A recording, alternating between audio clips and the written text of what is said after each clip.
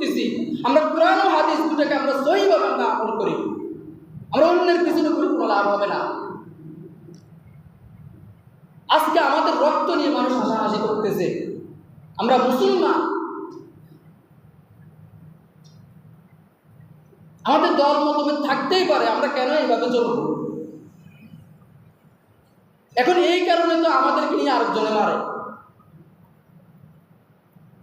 এই জন্য মসজিদ আমরা রক্ষা করতে হবে সকল দিক থেকে। মসজিদ রাসূল সাল্লাল্লাহু আলাইহি সাল্লামকে আল্লাহ তাআলা ওহীর মাধ্যমে মসজিদে হারামের কথা উল্লেখ করেছেন। আর মসজিদে হারাম মানে পুরো পৃথিবীর মধ্যে যত মসজিদ আছে সকল মসজিদকে আমরা রক্ষা করতে হবে।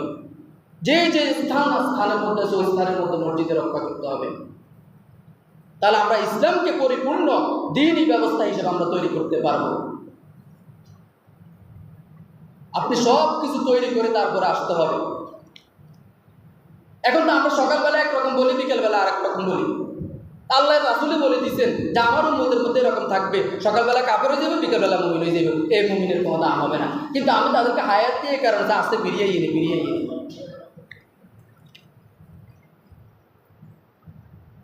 এই জন্য আমরা ফিরতে হবে।